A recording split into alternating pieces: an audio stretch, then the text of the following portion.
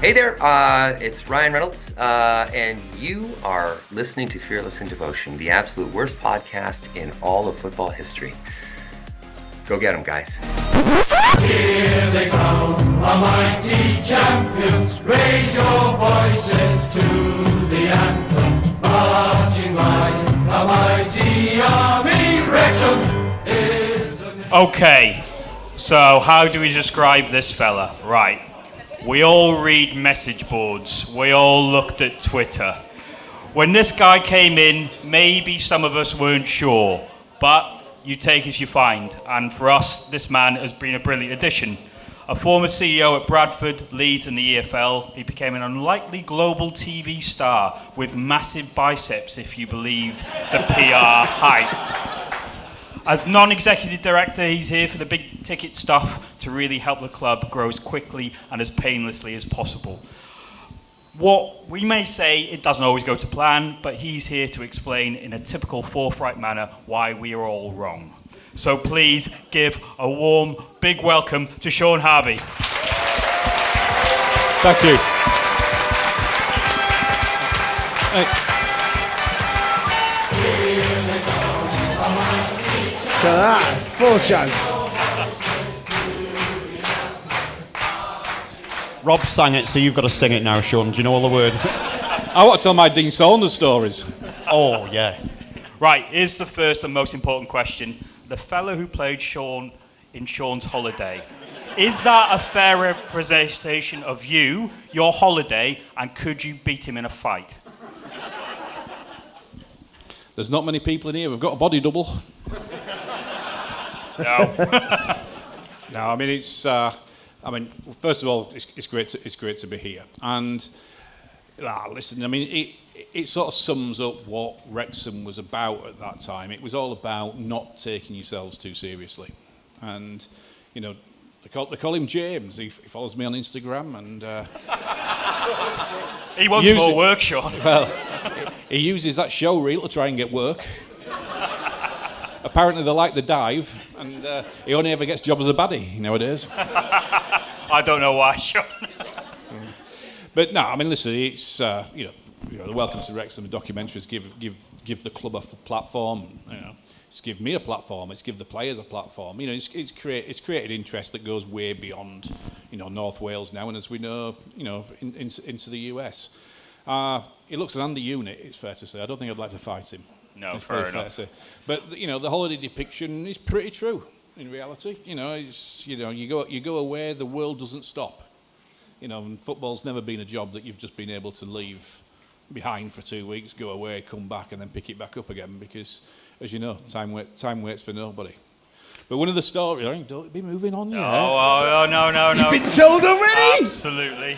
He gets itchy with his script. You should see him. Yeah, he might do by about 11:05. By the time we get to page 63, paragraph 4, it's one of the stories that people don't realise was that actual episode, which went down well in America, potentially didn't go down so well in North Wales, so I understand, and that actually. The two people that played me and obviously Nicola, my wife, they weren't the original actors and actresses that were scheduled to play us. But you might remember that there was an actors' strike on at that particular time. So Rob and Ryan had managed to get Danny DeVito and Jennifer Lawrence to play me and Nicola. Now, if you think the big beefcake was taking the piss...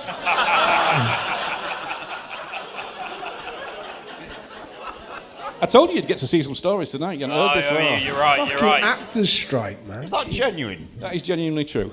So, but it was all part of, obviously, Danny's on It's Always Sunny in Philadelphia with Rob, and Jennifer Lawrence is Jennifer Lawrence, So, yeah, I mean, fancy being able to say I was played by an Oscar-winning star. Who played the Penguin. Careful. Hey, it's an Oscar winner, mate. All right. You're not getting paid for this. Keep going. Right. Last one from me for Ever. now. Will you take your phone on holiday with you next time? Absolutely. I mean, always, you deal with what comes up. I mean, obviously, with a new infrastructure in place at the club, it's probably not. Hopefully, I aren't going to get as many calls, but usually the ones you get are usually the ones that create the maximum amount of disturbance. I mean, I've been working in this industry for 33 years, but equally, I've been going on holiday all that time as well. And there's always something. There's always a player doing something, or a manager wants to sign somebody. Clubs going into administration. All those things usually happen. Usually when you land. Sort of. It's never on your last day. It's only when you land. I mean, but football does take over, and of course, I get to go on my holidays at the same time as players. Try to avoid them, particularly your own. But there was one time we went into Mauritius. It was lovely. Kids were only small. They ran to go into the swimming pool because it was one of those overnight flights where your room's never ready. You've all seen it. And all of a sudden, there's a shout from the back, "Shaun, Shaun!" And my missus looked at me as if to say, "What is that?" As a group of 20 footballers have just arrived to play in Didier Graff's testimonial games in Mauritius and the Reunion Islands. So about 2 hours later, I was stood at a bar with the likes of Peter Beagrie and Ashley Cole, and they're all there, and they're all saying, "Are you here for this tournament?" I said, "I'm not, I'm here on my holidays." Anyway, to cut a very long story short, I was absolutely blathered. Your former player, but your former player, Matt Jansen, was one of them. So Former player, didn't play much. Well, no, I've done my research. He wore white trousers, though. Did he? Oh, he wore white trousers. He wore white trousers at the bar all the time. But anyway, putting that to one side, so eventually I sort of divorced myself from him as much as I could. And anyway, there was a big gala dinner to thank him for all the work that they'd done. Because they'd raised a lot of money, actually all been over there. And we sat with Stilian Petrov and a few others, Samuel Eto'o. They were all there because they're all there supporting the mate. And all of a sudden, I get a tap on my shoulder from this guy, and he's got a gun. He's armed. I thought, "Oh heck, what's going on here?" And he said, "Mr. Harvey, we're ready for you now." And I'm going, "I'm not so sure." He said, "I've gone to this gala dinner. I'm wearing somebody else's shoes because I ain't got any of them with me." And I get introduced to the Prime Minister of Mauritius. Apparently, Ashley Cole's told him that I'm responsible for everybody being there, and I'll do the speech on behalf of everybody else. So I'm stood there shaking hands in a pair of borrowed shoes. Everybody knows you as the kind of the hard-nosed football administrator and the kind of the softer aspect via the documentary. But just take us back to the younger Shaun Harvey. Did you play football? Who did you support, etc.? Could never play. No left foot. Took my glasses off. Couldn't see. So, I mean, I had designs like everybody else to be a footballer, but very, very quickly realised, it wasn't going to happen. My brother could play, and probably should have been a pro, all but he got a bad injury at 16, and that was him done in reality. But my first ever game I went to was age 7. My dad saved up and took me to Ellen Road to watch Liverpool play at Ellen Road. And I remember it because, I'd never been to a professional football ground before. And I sat with him in what was the family stand at Ellen Road at that time, in the corner. And I spent longer watching the antics of what the fans were doing on the cop than actually watching what was going on the pitch. I was absolutely transfixed. There were scarves being burned and all these things. And it's just something, this is 1977, by the way, just in case anybody's wondering when it was. And, so Kenny Dalglish was my hero as a footballer. He was just, a genius as far as I was concerned. But from that day, I adopted Leeds as my team, and they still are today.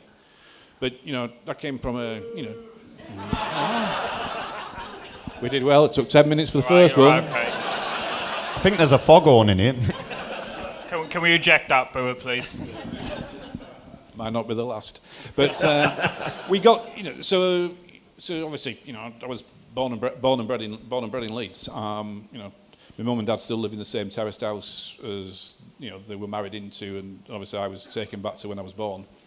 My old man's was a panel beater. They're both retired now, and my mum worked in the electric drawing office. So I mean, we had nothing in reality.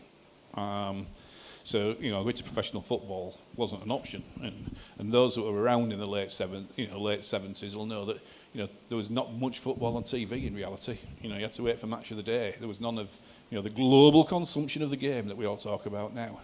So there was a non-league team in Leeds at Farsley Celtic, which was literally a mile away from our house. So my early days of football was actually watching non-league football at Farsley. And that's ultimately where my love of the game actually genuinely started. So you started your career off in insurance, is that right? Yeah. You're being kind to me, yes. Yeah, I mean, I did. Yeah, I started. When I went to school, same as everybody else. It took me probably about 20 years to realise why I failed my A levels, and that's probably because my daughter's dyslexic, and I probably know where she gets it from now.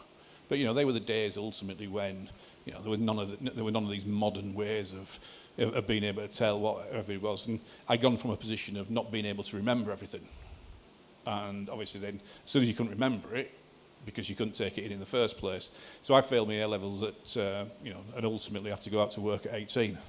So yes, it was a time when ultimately if you failed your exams, they gave you results, you weren't going to university, so they shipped you straight up to the careers office. You filled a form in, and I had the interview on Friday, the day after, and started working in the insurance business, the day after. But the funny story, the real funny story is that before that, I always, I was brought up that I was always going to have to work. So I actually got a job as a casual postman between me getting. Sorry, I was asking people. I asked a few people, were you actually a postman, and no one could say that you were. Oh yeah, no, I was definitely a postman. Okay.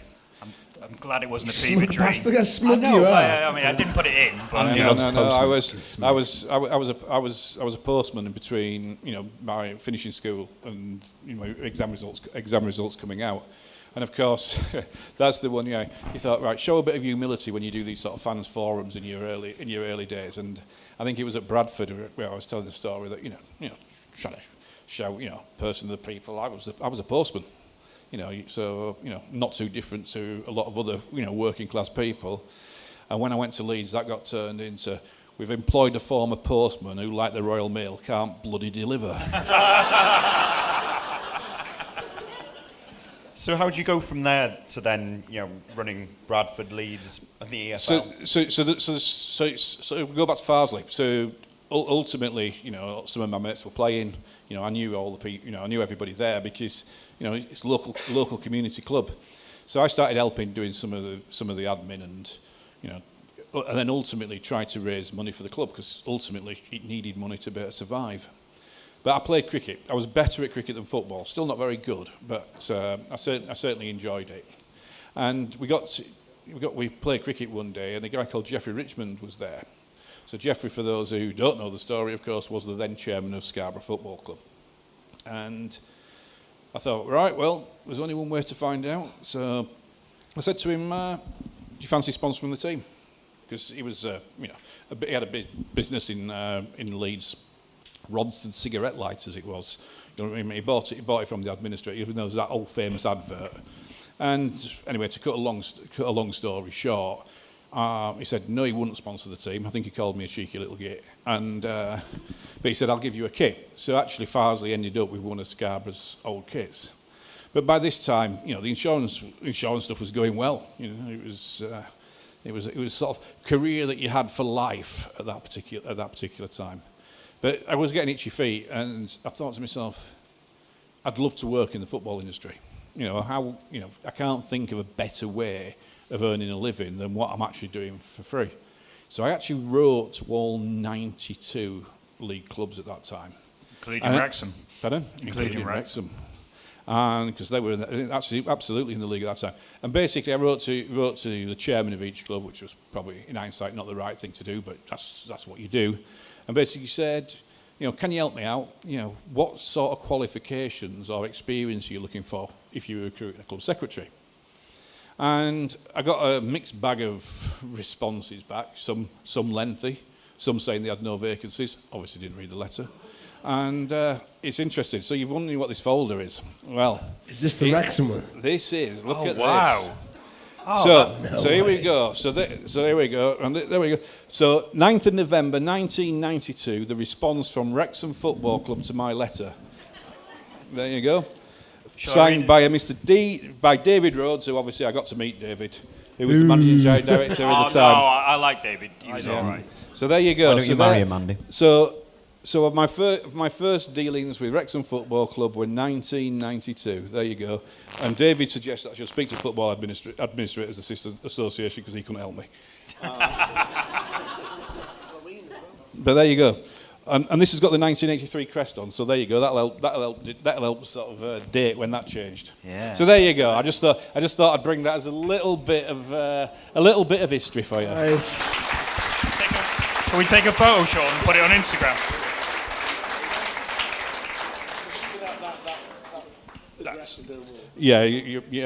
That's my mum and dad's address. They'll be all right. We'll scribble it out. Yeah. I can imagine the call in the morning from my dad. What did you do last night? That's what I used to say when I was between 18 and 22. Right, so we mentioned a few clubs there. One was Leeds, obviously a club close to your heart. What was it like to work with a certain Ken Bates? Well, if working with Jeffrey was enlightening, Ken was a different league.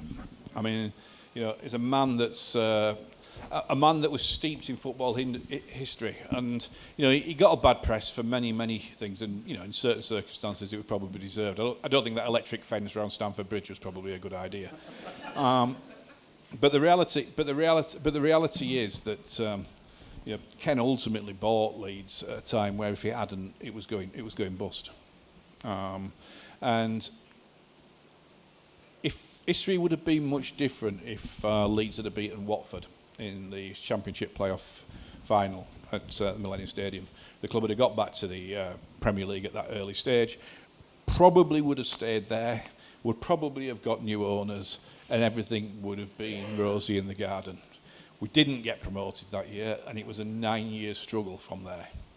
And ultimately, when you touched on opinions and bad press, well, I had to front up a club for a guy that lived in Monaco against a set of fans who ultimately thought they should be playing in the blooming Champions League, not the Championship. And it was just hard. It was really interesting listening to Mark speak, where he said, I was envious. I was a bit annoyed actually when Wrexham got promoted, and I get that because I spent 9 years trying to get Leeds, my hometown club, back into the Premier League, and never did it. And it's a massive regret because I celebrated with the best of them when they got promoted. I just wish I could have done it. Yeah. Does that hurt from a personal point of view? Yeah, it does. I mean, it was my team. There were some of my mates on the terraces. And you never really get a fair hearing because you are trying your best in a limited circumstance. For 7 years, I was just trying to keep the club going forward, and trying to find somebody else to come in and buy and take it forward. It's bizarre, isn't it, when you think about it, that I'm actually trying to work my hardest to get myself out of a job. But that's what you were doing, but that's what the actual club's success was actually more important than anything else. So let's bring it back to the more recent present. How did your involvement with Wrexham come about, and why did it say it kind of felt on the down low to begin with when you first got involved? So how did it come about, and why was it kind of in the background? So I'll answer it in two parts because otherwise it'll just get completely muddled. So, I mean, my involvement came. I'd left the EFL in 2019. I was effectively on garden leave for 9 months. Not because I'd done anything wrong per se, but the league had any number of legal actions going on, where of course I could have been exceptionally useful to both them or the opposition or the other side in the argument. So effectively there was only certain things I could do. So I set up my own consultancy company because, having had the experiences in football, I was always going to be able to help people, but who was potentially ever going to take a chance on me going back into a club again? So that consultancy work was always going to be the easiest way forward for me, and probably the easiest way forward for clubs. Yet, and of course, go back, sad days, COVID's around, isn't it? And Humphrey tells the story brilliantly, about Rob and how they were interested. So as is the way, Rob goes to his agent, who then picks the phone book up and works out who do we know that buys football clubs, because we don't do any of this. And they ended up with a guy called Steve Horowitz from Inner Circle Sports in New York. And obviously you heard Spencer talking about Steve. Now, of course, I've known Steve for about between 15 and 20 years, because every time basically Americans were buying football clubs, they went to Steve. So he took Fenway into Liverpool. He did the deal for Michael Eisner buying Portsmouth. So our paths crossed on a regular basis, because every time he had new owners, he either had to come to the EFL or the PL. And then ultimately we looked at all because the leagues were connected, we did all the due diligence collectively. So I knew him. So I get the call from Steve saying, I need some help. All right, well, that's fine, because I still can't work. So. And he said, I need to find a club, National League or League Two. And I don't know a lot about National, he's saying he doesn't know a lot about it. And he said, I said, no. No, why? I said, because there's two things that don't add up with this. The first one is why you're getting involved in this, because there's absolutely no money for you. Because how are you going to make any money out of this? You'll make money taking Fenway into Liverpool and everything else. So that doesn't add up. And why are you wanting to look at a National League or a League One club? I mean, my previous conversations with you, if it was much below top half a championship, you weren't interested. You said, no, this will be worth it. Right, what do you need? And so that's how it started. And obviously I then got introduced to Humphrey, who of course had done his famous matrix by this stage. And what do you think of this? What do you think of that? What do you think of the other? I don't think you should buy any of them.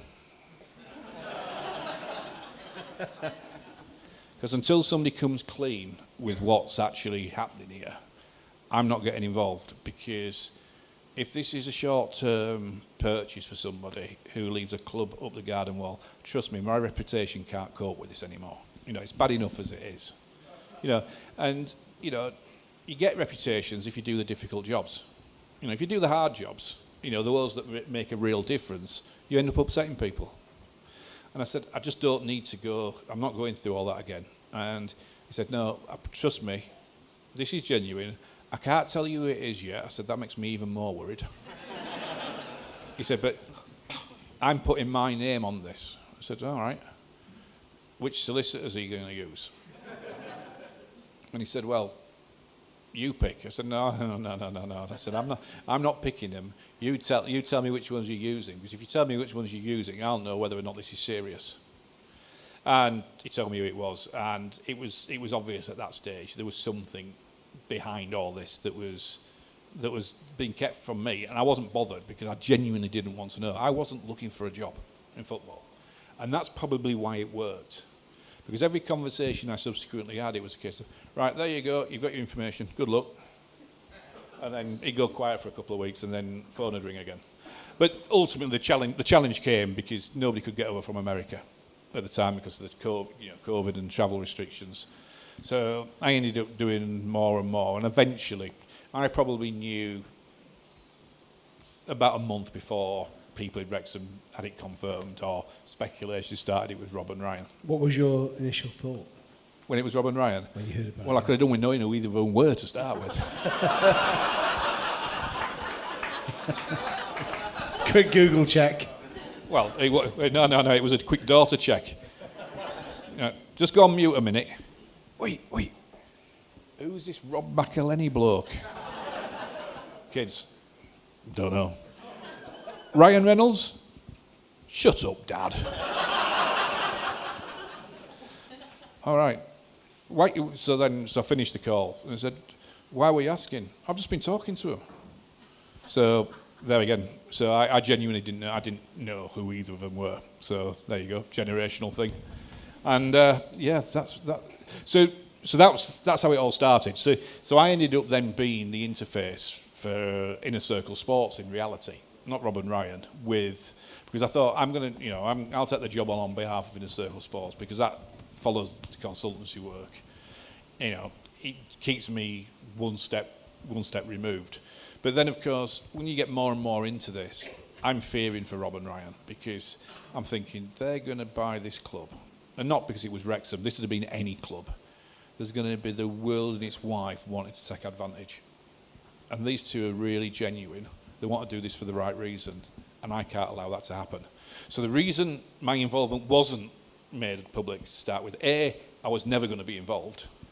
And secondly, we wanted to try and make sure that whatever they were going to do was about them, didn't get sidetracked by anything else. Now, that was my decision, not theirs, because ultimately all I was doing was delivering for them at that particular stage. And yes, they probably had checked, but they weren't that bothered because it was never going to be a permanent sort of arrangement. So that's how it all started. And I kept saying to him, you need a full-time CEO. You need a full-time CEO. So, and that's why on the documentary you see that I only agree to fill the gap in whilst we find a CEO. I have no idea what I'm doing sat here tonight. That deserves a round of applause, that answer.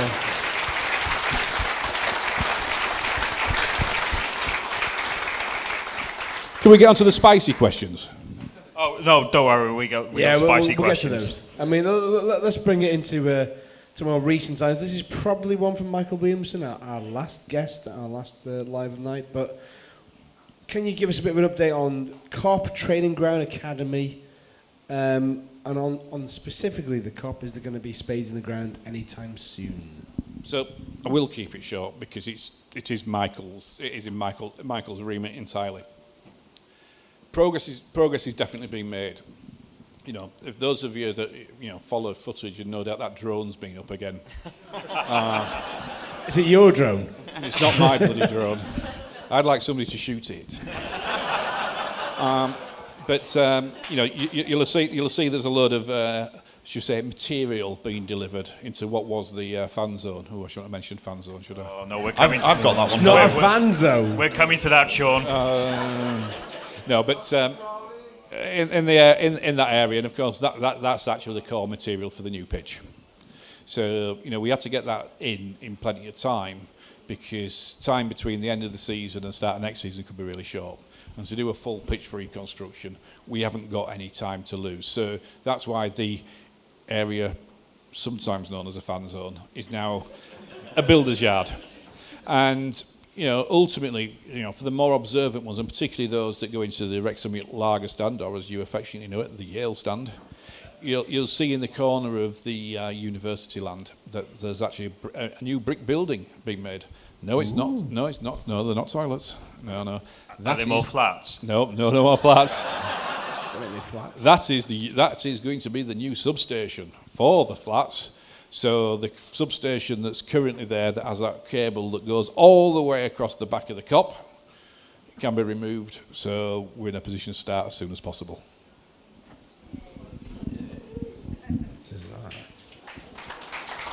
COP gets an applause. Just an honourable moment. Did I survive? Yeah. How does your day-to-day role work at the moment then? How do you work with Michael and what does your typical week look like? I mean, listen, there's no typical week. I mean, listen, Michael runs the club on a day-to-day basis. I mean, we're building out a staffing structure that ultimately should be able to support the club to go through the whole pyramid. It's not something that, the first 4 years were great. We could do it with a small number of people, ultimately based on, know-how, bit of experience and general support. But, it needs to build out to be sustainable ultimately. So that's what Michael's brought in to do. Obviously, the work he'd done at Inter Milan around the stadium obviously keyed in really well to one of our immediate needs. And, I provide, a bit of modern history. And obviously, I can't do history going back to 1900s. But in fairness, you don't need to. And so I do that. And I suppose it's governance process. And promoting that one thing that I've always done. It's conscious decision making. Just making sure that before we do something, most options, if not all options, have been considered. Now, none of us have got the benefit of hindsight, so we don't always get things right. But my job now is ultimately to try and make sure that all options have covered and the route that gives us the best chance of success is picked. Talking about conscious decision making, who's more likely to make a bonkers suggestion, Rob or Ryan? Rob. Talking about bonkers decisions and bonkers sort of discussions, right? So you listen to podcasts, you probably read message boards as well. What's the biggest thing we've got wrong? And it could be Rob Ryan Red, by the way, if you really want to.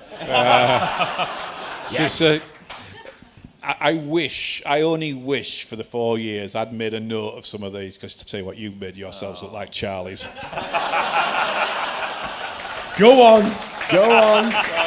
And yet here you are with us now. You've got your opportunity. Go on. No. Listen, I'm a humble person. I don't need to be doing that. I'm saving it for my book. Famous. But yeah. But no. If listen, I mean, I will come clean. Give us one. Come on. No. But I will say, Rob Ryan Red do get more wrong than you. That's primarily because you focus on history rather than the current day. But that's because we're fossils. But no, I mean, listen, it's one of those things. I actually asked Humphrey. I said, Humphrey, come on. We have a conversation at least once every fortnight about some nonsense that we've just listened to. And he said, I need some examples. He said, I can't think of any. But he said, there's loads. I said, I know, but I can't. So there's too many. Oh, it's too many. I mean, listen, it's if there was just one, I'd better name it straight away. But when it's when it's 3 a month, then. Well, it's Andy Gilpin saying that Wickham are going to run out of steam, I think, was it? Oh, no, trust me, I ignore all those. I do like the bits where you do the transfer speculation. Thinking, Randall's, hang on. It's Wonderboy. No. Whoever he is, we don't know. Well, I mean, Wonder Boy. I mean, he was a character, but... He's not dead. As far as we're aware. Oh, I thought he was. No, he's going to be under the cop, mate. Somebody check Shaun Harvey's back garden. We don't. When you see, obviously, every time there's a new sleeping policeman made on the road, yeah, you do know what sleeping policemen are, don't you? Yes. Yeah. Oh, good. Yeah, well, there you go. Just think as you're going over it. It's taking a dark turn. Anyway, let's lighten it up. I was lucky enough to meet Eric Allen along with a lot of the fans on Monday. What are the Allens like to deal with, and will there be more outside investment as we go up the leagues? I mean, they're great. I mean, and let's talk about Rob and Ryan in that same breath. I mean, you've got an ownership group here who have got one common objective, and that's to make the club as successful as possible and deliver not only on the pitch but for the community as well. So I mean, you've got people who are perfectly aligned in their objectives, and that's hard to achieve, to be honest. It's difficult. I mean, I think Rob and Ryan had numerous people offered to invest alongside them, but actually the Allen family, fitted the bill in terms of, they wanted to see, they'd seen the documentary, they'd seen what it meant to the community, and it fits what they do back at home. So, they're all good people. We are, you are, everybody is lucky. The game of football is lucky to have them involved, because ultimately it's put life into this club, and it's actually put life into lower league football as well. The benefits of Rob and Ryan's involvement, and now with the Allen family, are actually giving a benefit far wider than just Wrexham. But no, listen, you couldn't pick a better group of people to be your current custodians, and ultimately that's how they view themselves, as custodians.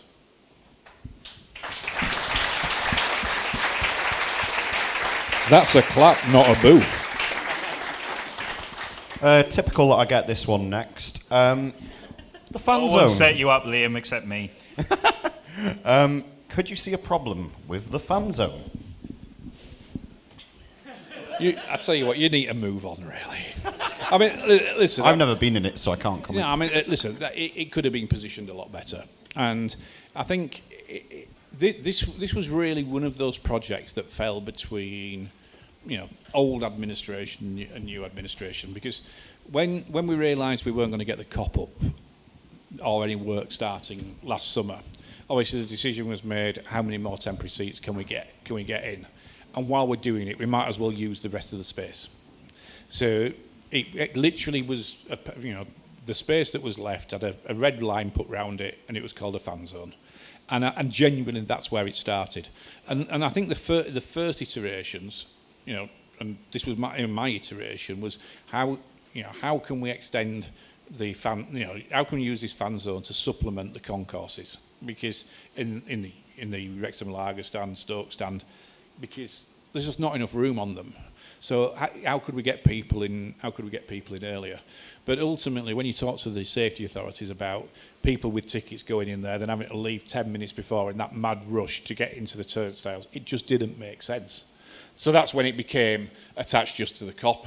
And then when it's attached just to the cop, it's still called a fan zone because nobody's looked beyond the immediate position. Then that's how you get to that position. So the answer is, yeah, I could see a problem when it wasn't, but like everybody else, we were a long way down the line at that particular time. So, as I say, it's now a builder's merchants, and that cannot be controversial.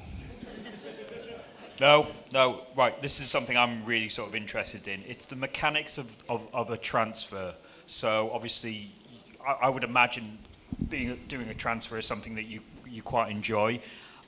Could you take us through how it works? Now, in the first sort of instance, if you identify a player, where do you go? Do you go to the club? Do you go to the agent to see if they're interested? And what sort of happens after that? Because I don't know. So, listen, I mean, this is a subject all on its own, right? But so there's two to keep it not simple, but keep it sort of as really clean as we can. Then ultimately. Ooh. He's not interested in transfers. He's not interested. He hates transfers. He likes builders merchants, but he doesn't like transfers. It's the first door on the right. Sorry. So we'll split this into two: a player that's out of contract and a player that's in contract at another club. So basically, we get to the end of this season. There will be any number of players that are out of contract. Some of those will be of interest to us. They are the first players that we will look at, not because they're worse than anybody else. That they're players that Phil's identified, would like to sign, and of course they come without a transfer fee. Mr. Arthur Okonkwo, okay, as an example.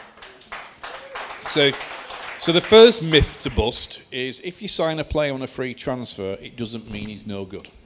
Okay, it did back when I started, before Bosman, when players were only free transfers because nobody else wanted them. Now a player who comes out of contract is a player that's available without a transfer fee being paid. So in those circumstances, and we'll doing it again. There'll be those lists, no doubt, prepared of players in each position, no doubt for different divisions, that we know are coming out of contract at the end of this season that will be of interest to us. So do not be surprised if the first signings you see, whether we're promoted or we're not, are players who are coming who are out of contract.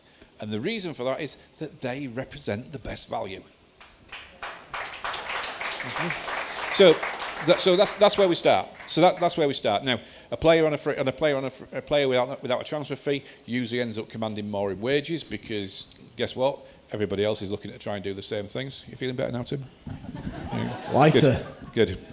And so ultimately you usually end up paying more to a player who's coming out without a transfer fee than you would do to a player that's got a transfer fee. By a little bit because of course they've got a premium because they've now got the lack of a transfer fee on their side. But that only happens for a really small group of players in reality. There's then other players who are out of contract who are more likely to be squad players who probably everybody's looking at and might be second and third on everybody's lists, and then all of a sudden becomes available because it suits a player. So so Phil picks them along with his coaching staff and scouting staff. And ultimately, I tell them I'm not interested until they've narrowed it down to 2. Because if I had to speak to every single agent who we've ever asked a question about, I would do nothing but be on the phone all day. So once with the players identified, he's the one, then it's a conversation with the agent to see if we can agree personal terms. And that's ultimately how it works. So that's nice and clean, because that's a player who's out of contract. We then get to players who are in contract. Now, there's players who are in contracts that clubs have made it known that they would be available for transfer. So that's not usually as controversial. Or there's players who are in contract that a club doesn't want to let leave in any circumstances. And guess which ones we normally want to sign? So we get to a position where, in fairness, the book says speak to the club, get permission to speak to the player.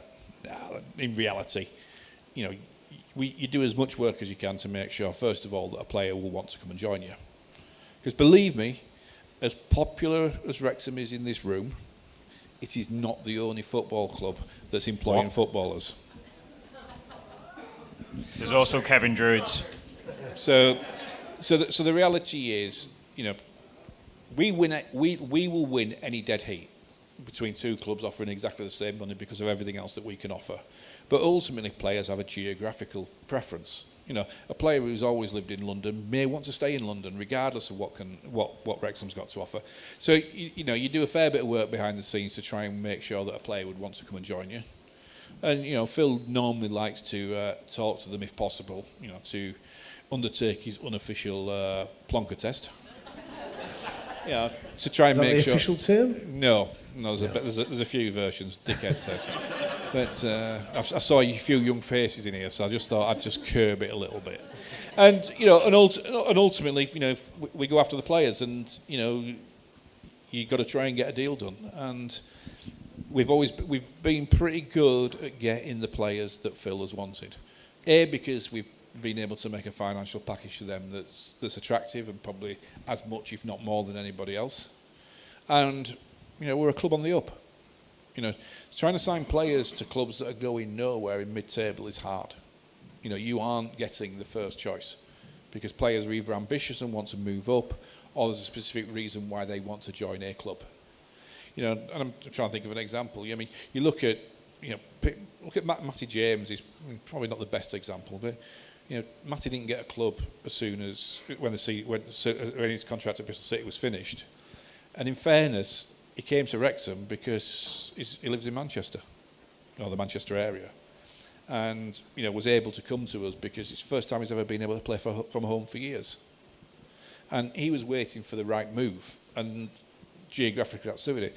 We talked about Sam Smith earlier, and Glenn wasn't 100% right when he said Reading needed money. Reading did need the money, but to be brutally honest, I don't know that selling him to us was going to make all that difference. It made it easier for them, but they're still in peril now. But they're in peril now without a centre forward. So we paid Glenn, but again, Sam's view was he's from the northwest. He gets a chance to come home, having started at Manchester. And one of the biggest attractions that we have are effectively players who have been based in the northwest. If they started at Manchester United or Man City or Everton or Liverpool and have lived in this area, a lot of them coming back home, having been away, that is one of the main sort of selling points for us. As well as club on the up, documentary, etc., etc. So that's the mechanics. So in short, Phil picks them.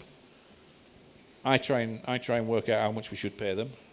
I go back. We go back and say he'll sign for this, and then the famous transfer committee, which is a very grand title for an email group.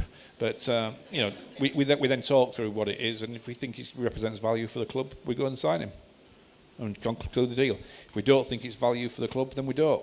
We go and find somebody else. And we never really truly know whether a player's going to work until it's happened. We've got more right than wrong, but ultimately, it's interesting, isn't it? People will always look at the ones that didn't work rather than the 10 that did. But that's just the nature of it, really. Everyone's got their secret weapons to try and get players to join. Under Dean Saunders, it was a plate of biscuits at his house. You've got the Rob and Ryan phone call. How many times have you had to bust that one out? Very few. Really? Oh, okay. Very, very few. Rob and Ryan speak to all of them, but it's usually afterwards. Listen, famously, yes, they did speak with Paul Mullen to tell him that they were serious. And in fairness, when we were in the National League, they did need to become more involved to convince players that this wasn't just a scam. It wasn't make-believe. They were serious about taking the club forward. I mean, they don't need to get on a telephone call now to tell players that we're serious. You can see that for themselves. And, where people print lists of, which clubs are paying most, agents ring us now. So we don't need to deploy them as much because of that. But they certainly speak to every single player, usually very quickly after we've signed them. Okay. Does everyone remember here a tweet with a full moon? It's not code for anything. Shaun, do you know what that might be about? Oh, yeah. There was oh, yes. So what was the story behind there, and how close did it actually come to coming off? Well, about 5 minutes is the answer. Listen, the full moon thing was a scandal. I mean, I had no idea at that particular time. That's the way that we were going about it, because I had my hands full, and it was an interesting one. It's the first ever transfer I've been involved in 30 odd years that we didn't get across the line, and it was interesting. The challenge really came that we weren't going to try and sign him, and then the last morning we decided that he was the best option that was available, and it was a time of push the boat out because this is what we need to try and get us promoted. So we ended up making our best and final offer at about 10:30 that morning. Now I'm sure it was MK Dons that were also in for him at that particular time, and Harrogate were playing one off against another. So they'd told the player not to travel just yet. Sit tight, we'll tell you where you can go. He'd said he wanted to leave. And by the time that Harrogate actually accepted our offer, we'd gone past midday. We still had 11 hours, but ultimately it's not that long, but should be long enough. Anyway, we had to get him to go to for a medical. Trust me, trying to find a medical for an MRI and scans on transfer deadline day, somewhere between Harrogate and Wrexham, is a challenge. So eventually, Kev found some space on a scanner in Manchester about 4:30. So by the time he'd been stuck in traffic, it was 5:30, and things did start to pile up. Anyway, the bottom line problem of all this is that ultimately, whilst we'd got the deal done, agreed with Harrogate, they hadn't sent the transfer agreement through. And by the time they sent it through, we were really starting to push the last hour. And we'd got all personal terms agreed. He was there. They'd all been agreed. That contract was ready. But then it came through that then there was the transfer agreement wasn't right. Trust me, they weren't asking for 5 times more money. It just wasn't right. And they, by that stage, started trying to sign players as replacements, and that was their focus. And by the time they got the right agreement back to us, we just literally didn't have time to lodge it. So that's what happened. He'd done interviews with our media team.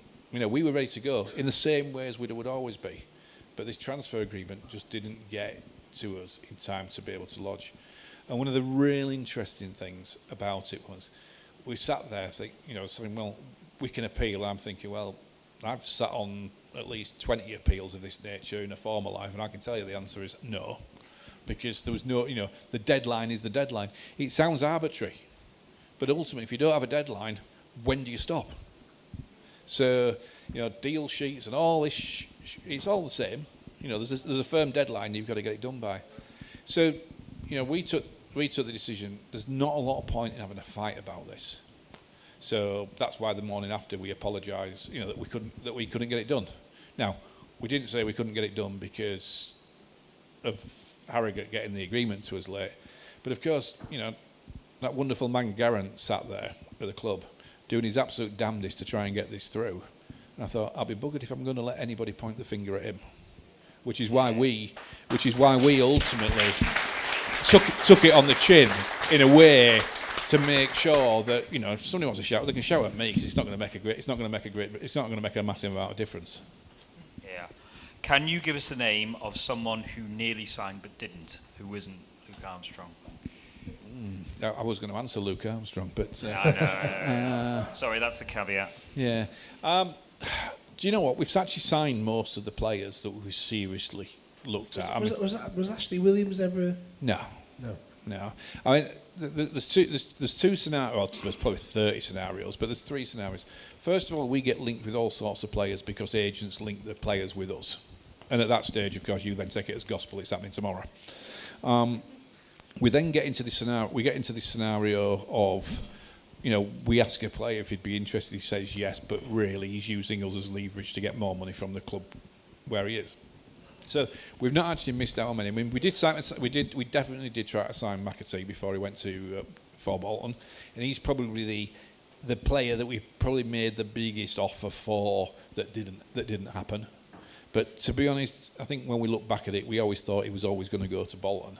And it was a little bit like, we were creating we were part of creating a market for him, and that happens a lot, So probably McAtee. I can't think of a single player that is now playing against us that we hoped to sign that we didn't.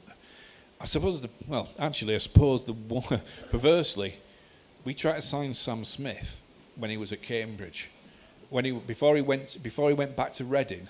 He was one of those players in that free transfer category on the basis of him coming out. So we actually made an offer to his agent at that stage for him to join us at that stage.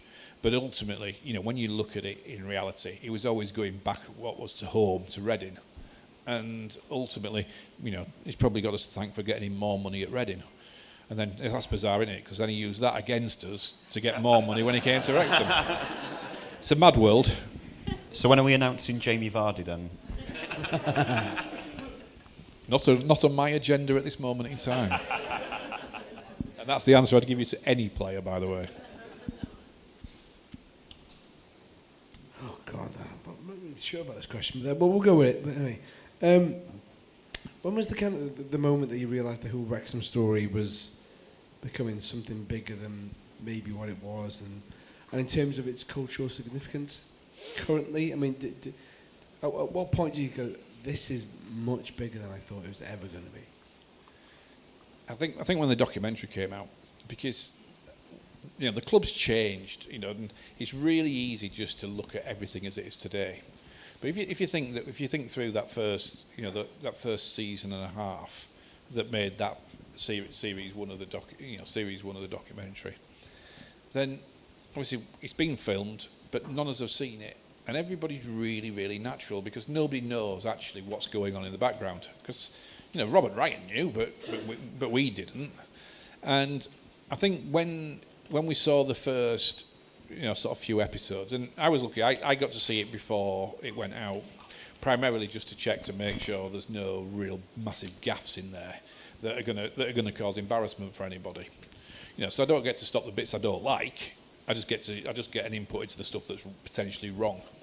So I think it's when that first series came out, and of course, as a football club, everything we've tried to do has been successful in reality, apart from one thing. The only thing we didn't try to do was to get beat by Grimsby in that playoff semi-final.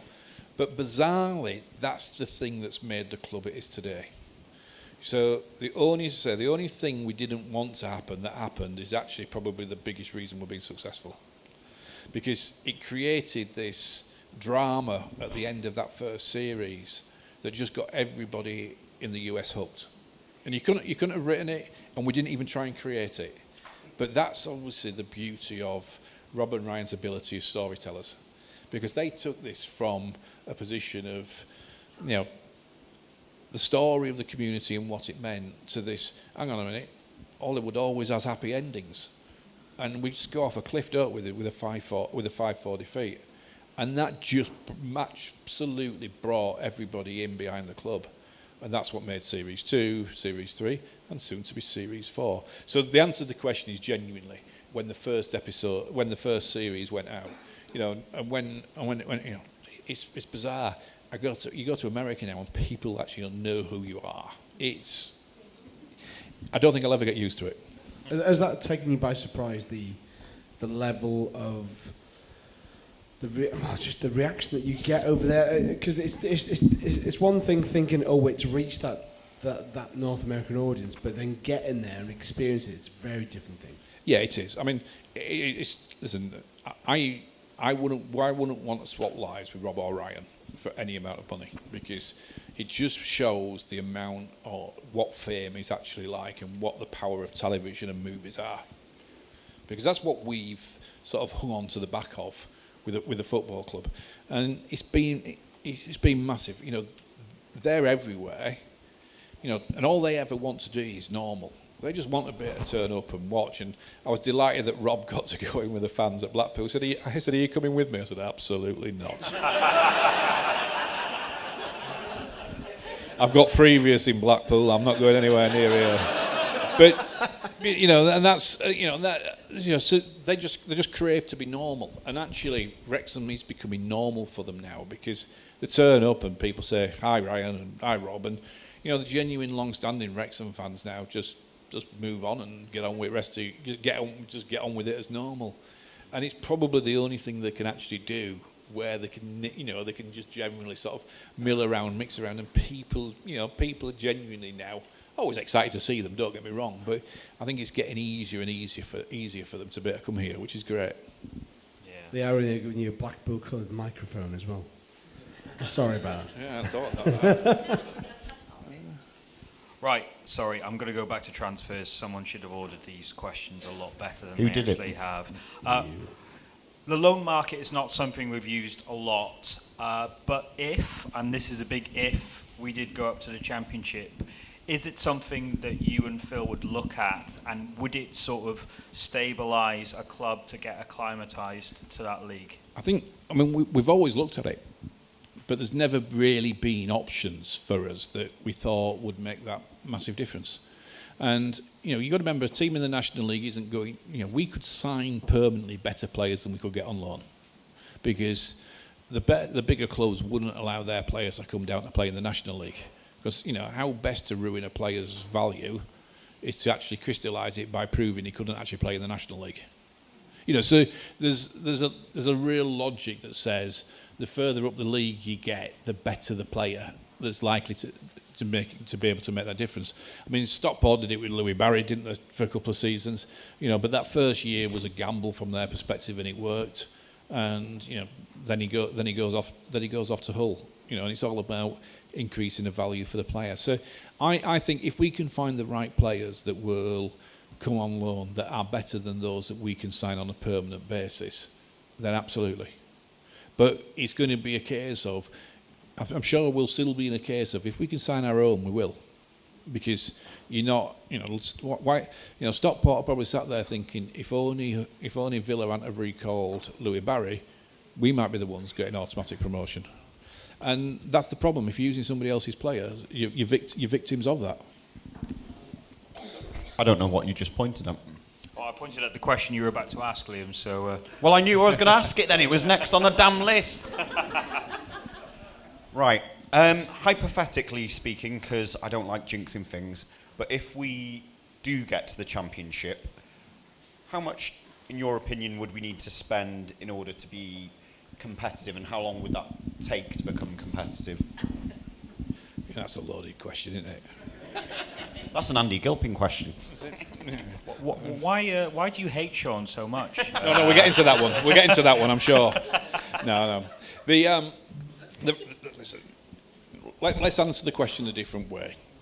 If you look at publicly available information, then the minimum amount of money that's been spent on players' wages for a team that's got promoted to the Premier League in the last sort of 6 or 7 years, because it's not really relevant going back any further than that, was and that's under 30 million quid as players' wages. It was 29.7 million as far as I could tell, that Luton Town got promoted with. All the rest of the foot clubs that haven't had parachute payments that have got promoted were spending in excess of £40 million. Now, we're spending a fair bit now, but it's not at those sort of levels. So they're the clubs that want to be promoted. So pick a figure in between that if you want to live in mid-table mediocrity, which, by the way, mid-table mediocrity isn't a bad place to be sometimes. And ultimately, there's not a lot of difference with those clubs at the bottom of the league either. So it is a completely different model. It's a sobering experience, and ultimately that's why Championship clubs lose regular £10 million plus, particularly if they're not selling players. Just as a bolt onto that question, if you had to put a price on Max Cleworth's head, what would it be? It's not in the script. 100 million. Apologies. I just genuinely think he's one of those that's risen through, and people go, "Oh, he's worth this, he's worth that." But how do you see it?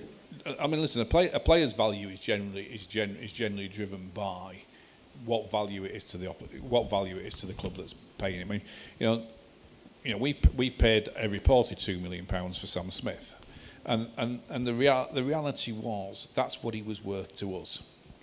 Some people wouldn't have put that valuation on him, but for what we wanted to achieve at the time we wanted to achieve it, then that's where we thought the metric was.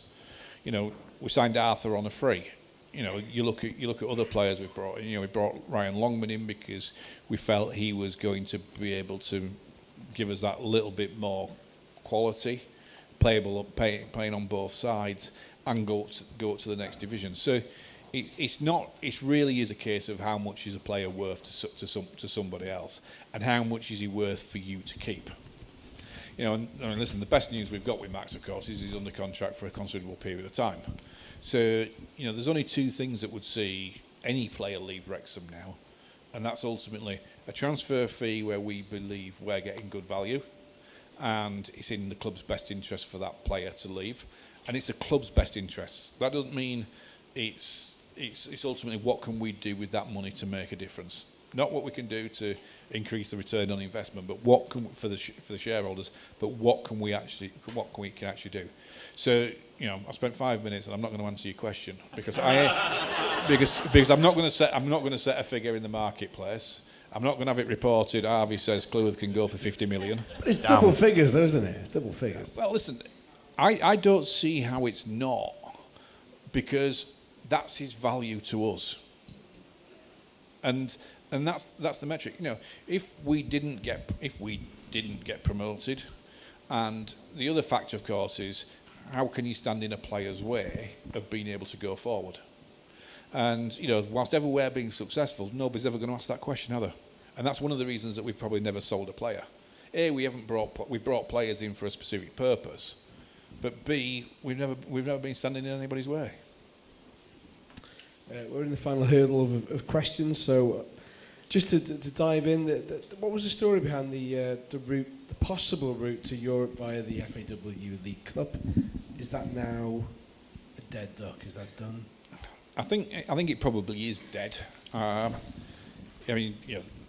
Ultimately, the four Welsh EFL clubs got their heads together with the FAW.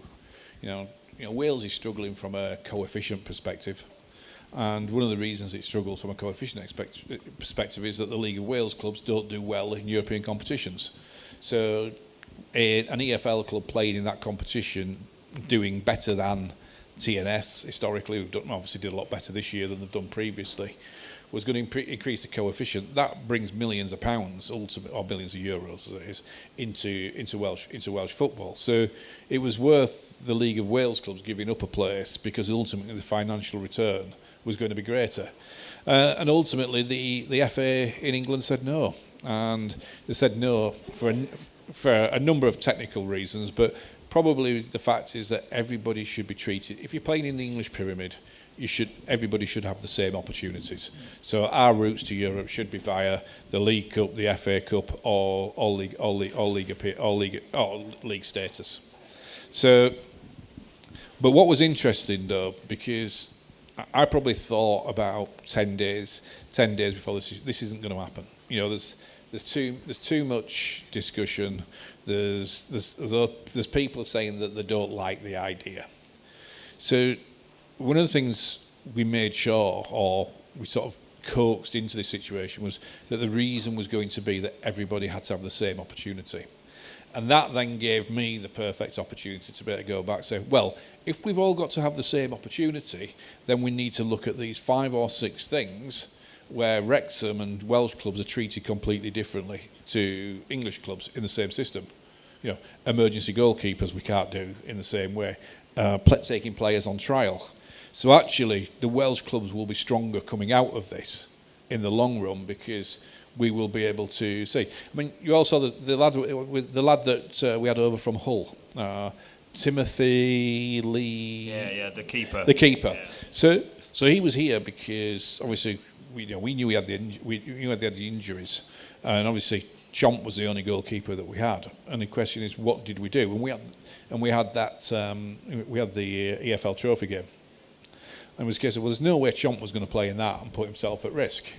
Whereas if we'd have been an English club and Chomp had got injured, we could have brought a goalkeeper in. So that's why Timothy came over, was to see if we could actually get him signed. And ultimately they said no. And so we were always on tenterhooks at that stage. And the reality is that we worked out that we could only take a goalkeeper from a Welsh club, because he didn't have to pass over the international border.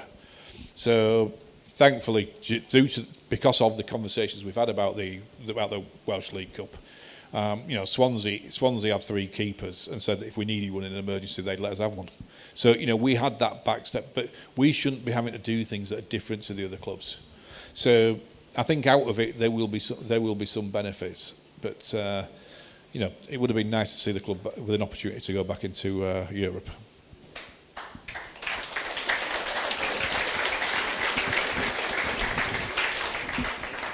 So looking to the future, what's next for you in Wrexham Football Club, and where do you think you'll both be in 5 years' time? And why does Liam hate you? Well, we'll get to that one later, I think. Fisticuffs in the car park? No. I've got my mates outside. They'll take care of that. Sleeping policeman? We've got... yeah, so I mean, listen, who'd back against Wrexham not being in the Premier League in 5 years' time, based on the current trend? You know, we've got to. It's got to. You know, we've got to where we are so far against the odds. You know, not against the statistical odds, but ultimately, you know, if anybody's sat here thinking we were going to be having a conversation about potentially getting into the Championship today, yeah, you were a bigger believer than me at the time, and. You know, we all thought it was the dream, but, you know, and we've proven that dreams do come true every so often. But it's only due to hard work, effort by a lot of people. So, you know, who'd back against? I certainly wouldn't back against it at this moment in time. I don't actually know how we do it yet, but I won't back against it. And well, me, I would have thought I'll have my feet up in 5 years' time somewhere, but. Whatever I do, I can hopefully hopefully look back with a bit of a smile on my face that I helped create something that's making a positive difference in North Wales. Yeah.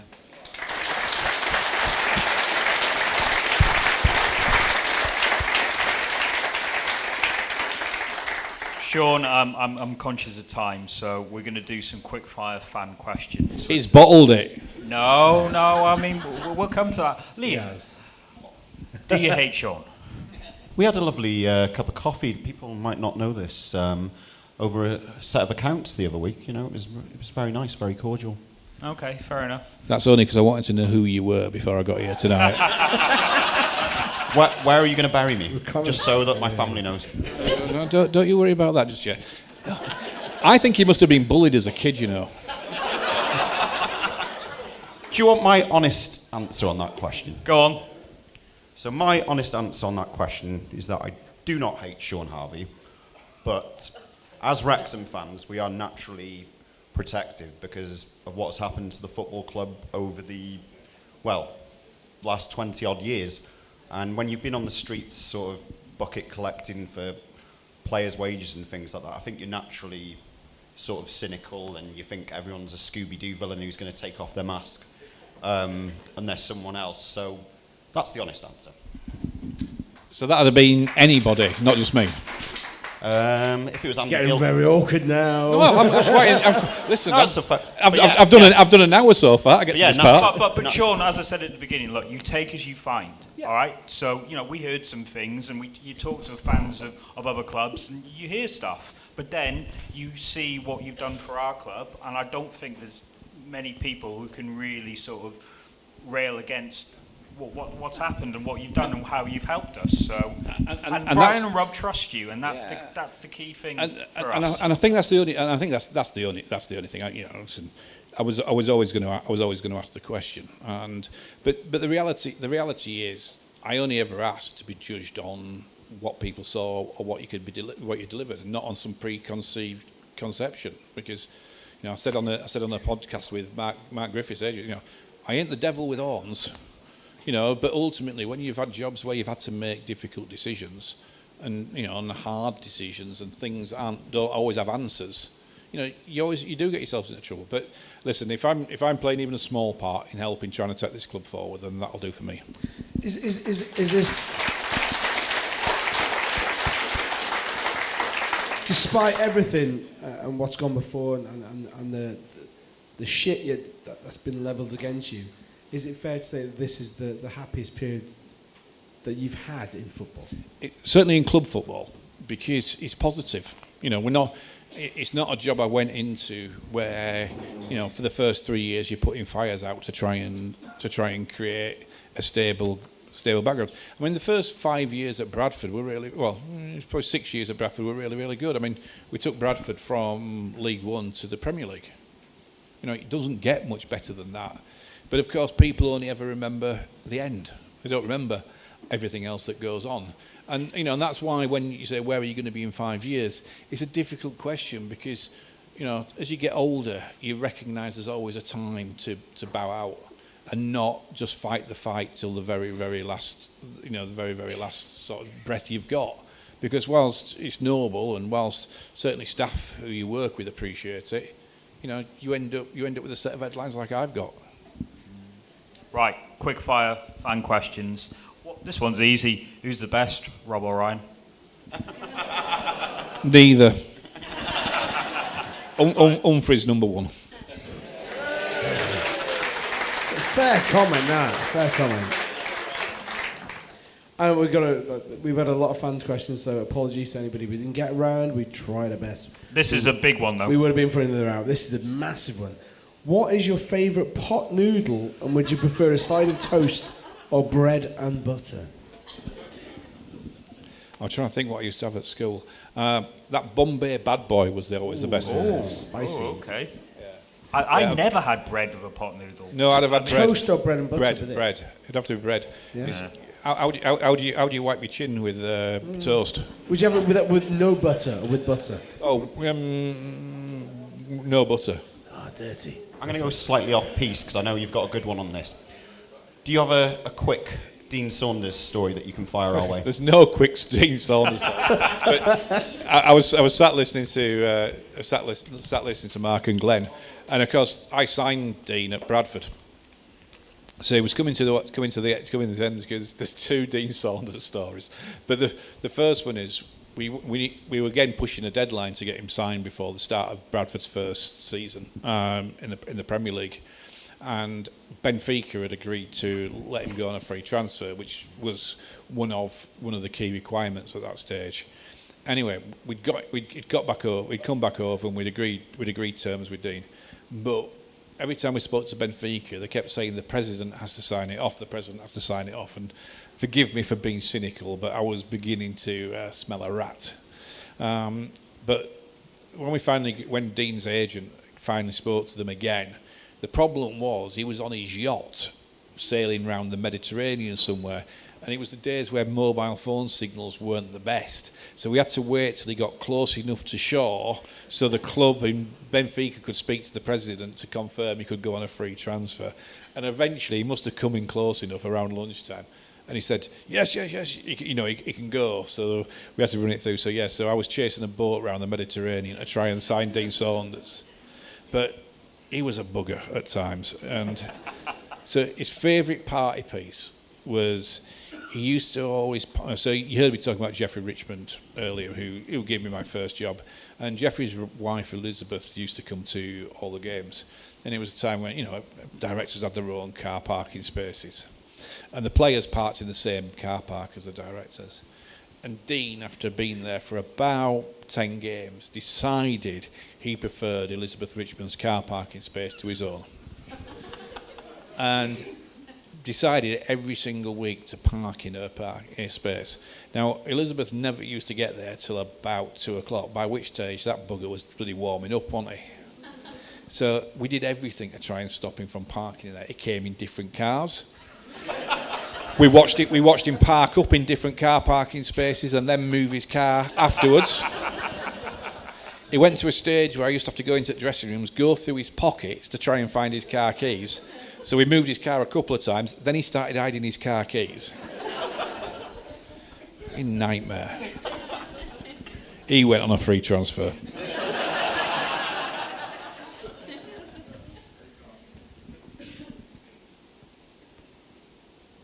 Third one down, go for it. Is there a specific decision or action that's been made in the last 4 years that you wish you could have a second chance to revisit? Why do you say that like a quiz show I was going for Cilla Black. Cilla Black on Blind Out. I mean, in general, I think we've got most things on balance right. I mean, you never please everybody all the time, and if you were one of those people in those seats that we had to move and see in the Midland Road stand at one stage, you probably didn't appreciate it. But generally, we've tried to go. I mean, things I wish we'd have done. I wish we'd have got a loyalty scheme in place for those travelling away right from the start. But again, in saying I wish we'd have done it, I do wish we'd have done it now, and I was party to the ones that didn't do it, so that's not a case of looking to blame somebody else. But the reality is we had no idea how quickly we were going to get to this stage. I mean, the one thing I was really pleased about was that by default, the majority of season ticket holders at the club are still either Wrexham based or have some direct affinity with Wrexham, because of course the season tickets sort of topped out before the documentary actually aired. So the majority of people, and we're still proud to say, coming through the turnstiles are Wrexham people, and it's, in that sense. So that was a lucky break, but one that we realised. And what else? I genuinely wish we could have found a site for a training ground by now. We've looked. It's just not happened. I mean, the pitches at Collier's where the players train are great. The problem is there's just no base for the players to work from, other than racecourse. So we've got an halfway house, but we do need to find his own facilities as soon as we can. Sorry? Not yet. The problem is the better we do, the bigger it needs to be. And if we'd have actually developed the first site that we found, we'd have all been sat here now saying what a waste of money that was, because it wouldn't have been big enough. But that's how the club's changed as we've gone through the leagues and continue to do. But we do have to get it sorted and hopefully find somewhere that's got enough area to grow. But the majority of land that's available in and around Wrexham, of course, is down by the industrial estate, and guess what? It's not cheap, because it's got other purposes. Right, you are casting the part of a villain in a Christmas panto. Do you go for A, Nathan Jones, B, Dave Challoner, C, Billy Charr, or D, A.N. Other? Ooh. We will. So can I have two answers? A group of people, all those sub-editors that keep putting Ryan Reynolds' name in every single headline. I'll pass the message on. Yeah. Is his tractor back yet? He's lost his well, tractor. that's it, isn't it? I mean, that's the exact. That's his favourite tractor. He loved that tractor. It's a John Deere, wasn't Somebody steals Ryan Reynolds' tractor. I mean, that's heartless. He was on that all the time. Clickbait, but yeah. By Liam Randall. No, yeah. I don't do the headlines. I suppose I don't know. Andy Holt would be interesting. Yeah. Yeah, I think the Andy Holt exchange around Accrington, the Accrington game was. Good to see you as him. That was. Are they safe? Or no, it's Morecambe went No, down, that's wasn't it. Yeah, okay. they're safe. Why have you set me up with this question? Fuck. Right. How did you find Fleur Robinson? Did she get bad press she didn't deserve? Yes, she did. She did get a bad press she didn't deserve. It's easy to sit here and talk about all the real sort of positive stuff that the club's done on that basis. When Fleur was recruited, we were a National League club, community-based. She was coming from Burton, a community-based club that had gone from the National League to League One. And there was no real processes in place behind the club that would deal with a club growing like we did. And, Fleur did all those unfashionable jobs. And because she was here on a full-time basis and because the club was growing, there was always going to be criticism. So, she took, an unfair brunt of that, in my opinion. She worked tirelessly on a regular basis. And ultimately the club's changed. Michael's coming in. We needed, somebody from a more commercial background who understood the US market, had experience in building grounds. So, we moved on probably beyond where Fleur was. But, she didn't deserve the stick she got by any stretch of the imagination. And I from time to time tried to defend her, but it was really difficult because we started this story by saying I was never supposed to be involved. So I tried to stay in the background to give Fleur that space to be able to do the job that she was capable of. Yet by default, every time something happened, I ended up having to get involved as if I was the board of the club, not as an individual. So she got an unfair amount of stick, and actually, she did a great job for us. Right. I think we've run out of time, so I think there's only one question we can ask Shaun. Can we go up again? Let's do it in the voice. No, we've already heard the voice. Play the song. Can we go up again, Shaun? Absolutely. What's the phrase, Mia? Yeah! Right, can we go right up? Stick it right up them. I mean, right up them. Get Shaun Harvey to say stick it right up them. I back Mia for president. I mean, all we can do now is say, ladies and gentlemen, Shaun Harvey, thank you so much. Pleasure.